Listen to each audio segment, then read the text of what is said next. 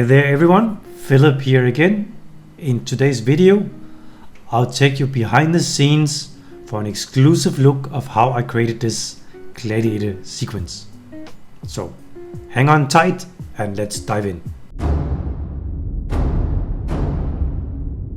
First thing I do is to find or scout a location that fits to what I'm looking for. In this instance, I found this arena on the marketplace that's really close to what I'm looking for and is a good base to work from. So first I create a copy of the map. I'm gonna kill the lights that are already there since I want to create my own from scratch and go for the look and light that I want for this sequence. I'm gonna do some temporary previous lighting first that I can start working with that is pretty close to where I want to end, but it's not gonna be the final light, but at least it's a start that I can work with. So I start with a directional light and a skylight and exponential height fog, and of course I'm gonna add in my post-process volume as well.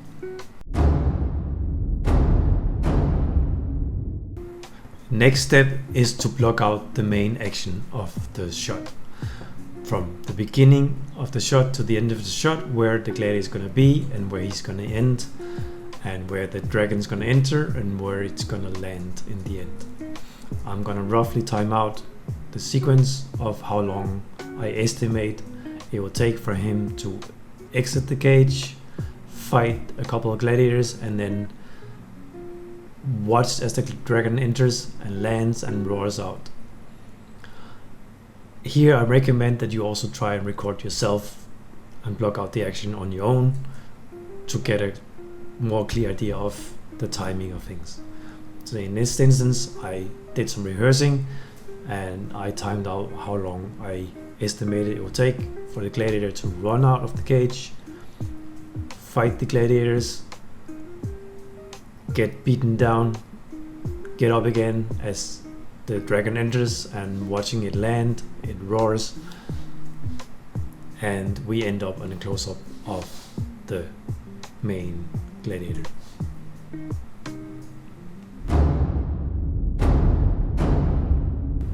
Once that is blocked out, I'll start doing the Previz Animation.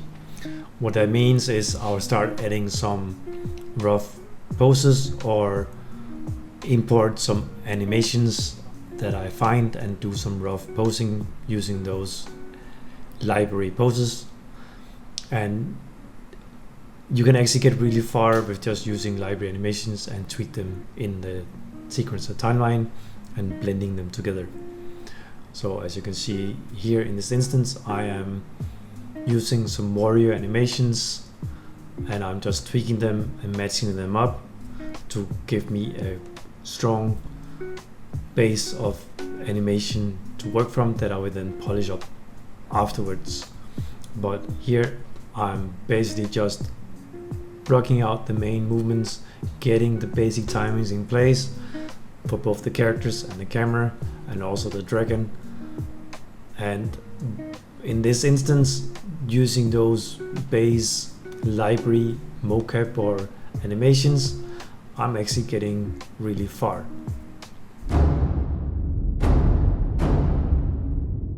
I am now happy with how the previous animation looks, and I'll add expressions to our characters.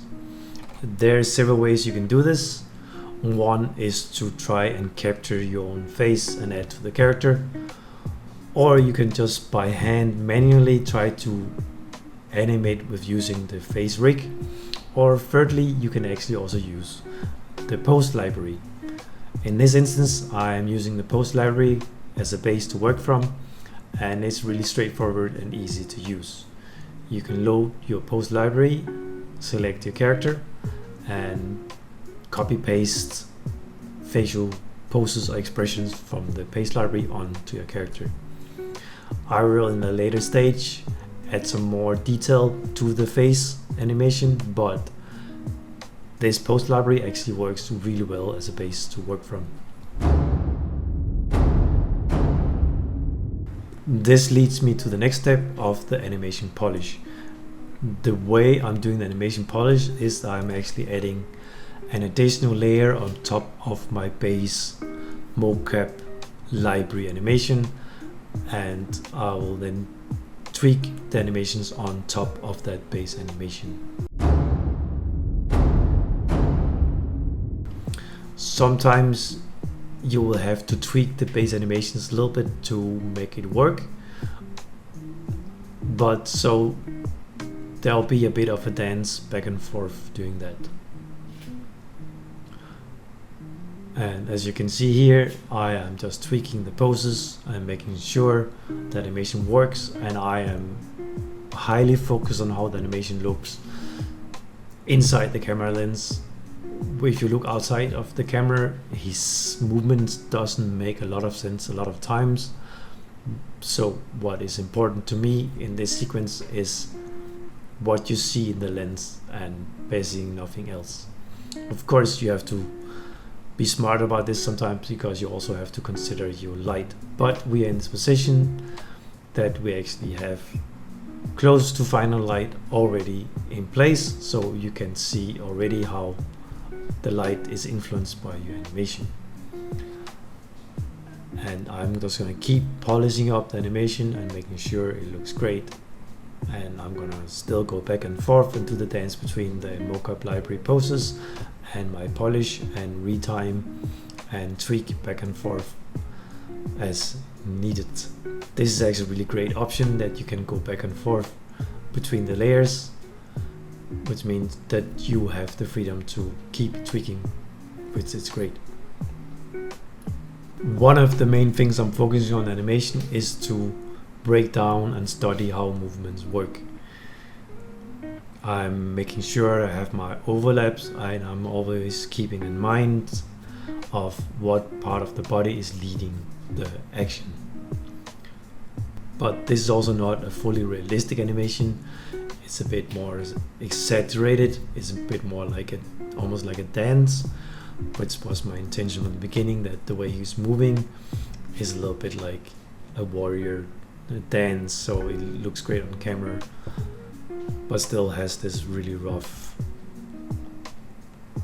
feeling to it.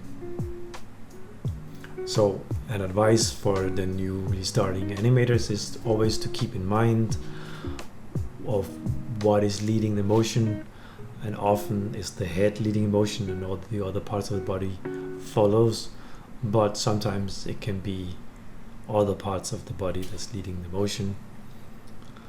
Try and watch movements in slow motion, and you can see that this is always the case. That's always going to be one part of the body that will lead the motion.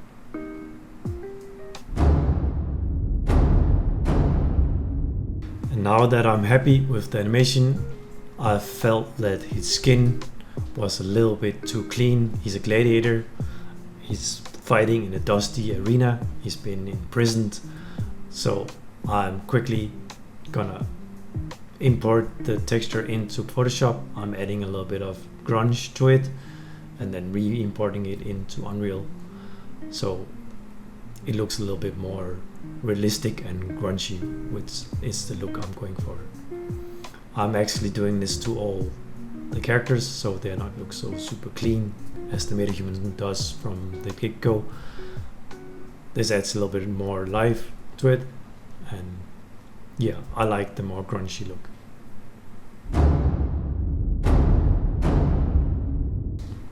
And finally, the final light. As you can see here, I'm looking at Gladiator and also Game of Thrones for the reference of how I want the final look and light to look. What I'm doing first is that I'm adding these easy fog plates in there to give this really dusty look that I'm going for. As I said earlier, I like it to be a bit more grungy and less clean. And these easy fog plates coming from William Foucher always works really well. And I'm also cheating the sunlight a lot. I'm actually animating the sun so it's not always coming for the exact same spot. It's a massive cheat, and I think nobody really noticed. What matters to me in the sequence is what looks good in the camera, and since my camera is moving around a lot, it's hard to make the sun look great on the character when it's just in one spot.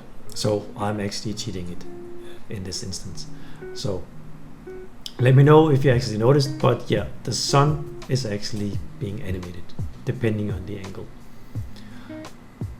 And you will see in films that they cheat a lot as well. I'm also adding some fake shadows here and there. I'm adding objects that will create some fake shadows to give some more dramatic sense. And I'm just keep tweaking the lights, and I am animating lights here and there to make sure that the light looks great from every single frame. And as I said earlier, what matters is what in the camera. So there's a lot of cheats with the light, and I'll be happy to know if any of you actually noticed this. I am also adding a little bit of extra details of some leaves blowing in the air.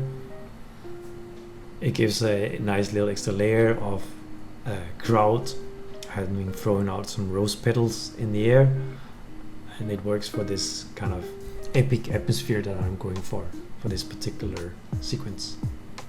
I'm adding some extra lights on the dragon as well to make sure that it stands out from the background, since it's moving around a lot and it's in shadow some of the time. We don't see it super clearly.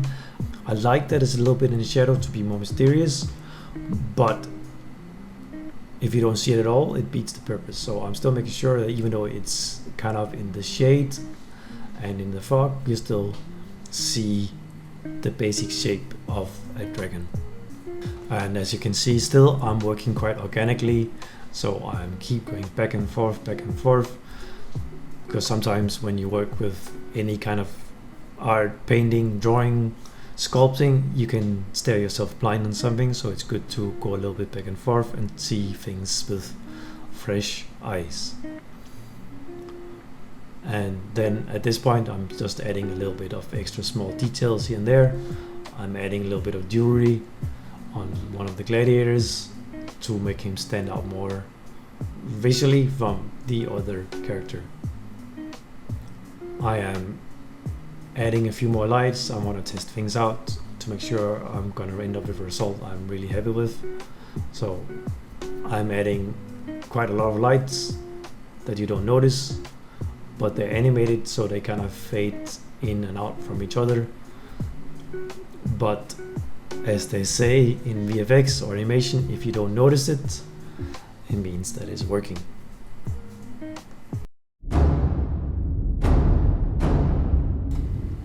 And now finally, I'm quite happy with how it looks overall, and I'm gonna move into the next step, which is to finalize the whole sound design. And this is it. I hope you enjoyed and you benefited from watching how I created this cinematic sequence in Unreal Engine. And remember, with anything creative, there's never a finished answer. It's up to you to decide when it's done. If you like to see a more detailed breakdown and explanation of how I animated this sequence, you can enter my Patreon and you can watch my course from there, a detailed breakdown of how I animated this cinematic sequence. If you enjoy this kind of content, please like and subscribe. Thank you.